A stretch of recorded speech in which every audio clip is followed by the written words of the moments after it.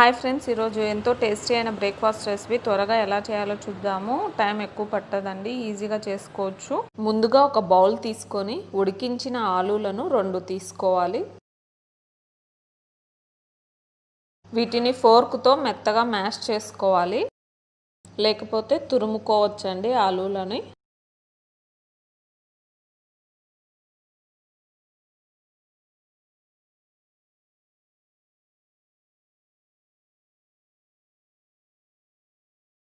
ఇలా మెత్తగా మ్యాష్ చేసుకొని పెట్టుకోవాలి ఆలూలను.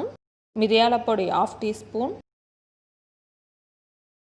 Salt 1/2 teaspoon, red chilli flakes 1/2 teaspoon. ఇవి లేకపోతే కారపొడి అయినా వేసుకోవచ్చండి. ఇప్పుడు 2 ఎగ్స్ని పగలగొట్టి వేసుకోవాలి.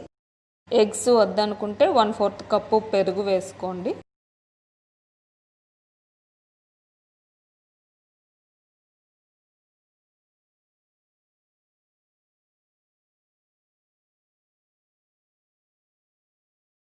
ఇప్పుడు విస్కర్తో అంతా కలిసేటట్లు బాగా కలుపుకోవాలి. మిక్సీ జార్లో వేసుకొని మెత్తగా గ్రైండ్ అయినా చేసుకోవచ్చండి. ఇప్పుడు 1 కప్పు పాలు, 4 టేబుల్ స్పూన్ల మైదా పిండి వేయాలి. మైదా పిండి బదులు గోధుమ పిండి అయినా తీసుకోవచ్చండి, అయితే టేస్ట్ కొంచెం చేంజ్ అవుతుంది. ఇప్పుడు ఉండలు లేకుండా బాగా కలుపుకోవాలండి. మీరు ఆలూలు చిన్నవి తీసుకున్నట్లయితే ఇంకొక టేబుల్ స్పూన్ మైదా పిండి వేసుకోండి. కట్ చేసుకున్న కొత్తిమీర కొంచెం వేయాలి. విస్కర్తో బాగా కలిపి విస్కర్ని తీసేసి గుంతగరిట పెట్టుకోవాలండి. కన్సిస్టెన్సీ ఇలా సెమీ థిక్గానే ఉండాలండి. స్టవ్ మీద దోశ పెనాన్ని హై ఫ్లేమ్లో పెట్టాలి, పెనం హీట్ అయ్యేంత వరకు. పెనం హీట్ అయిందండి. ఇప్పుడు ఫ్లేమ్ లోకి తగ్గించి ఇలా ఆయిల్ అప్లై చేసుకోవాలి. ఇప్పుడు పిండిని బాగా కలిపి దోశలాగా వేసుకోవాలండి. మరీ పలుచగా కాకుండా కొంచెం మందంగానే వేసుకోవాలి.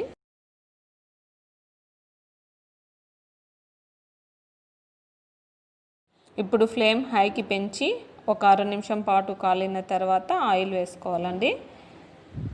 నిమిషం పాటు కాలేంత వరకు ఉండాలి. 1 నిమిషం అయిందండి. అట్ల కాడతో తిప్పుకుందాము. రెండవ వైపు కూడా కాలేంత వరకు ఉండాలి. ఇప్పుడు సర్వింగ్ ప్లేట్లోకి తీసుకుందాము. ఇలా ఎర్రగా కాలాలండి దోశ.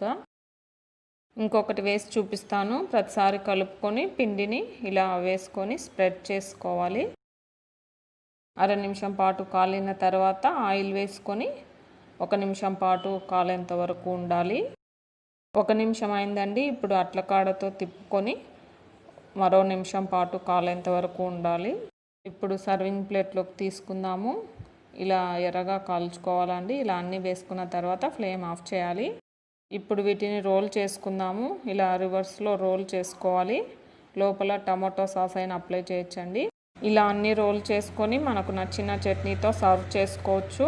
టైం లేనప్పుడు పిల్లలకి లంచ్ బాక్స్ లాగా, టిఫిన్ బాక్స్ లాగా చేసి ఇవ్వచ్చండి. మీరు కూడా ట్రై చేయండి. టేస్ట్ చాలా బాగుంటుంది.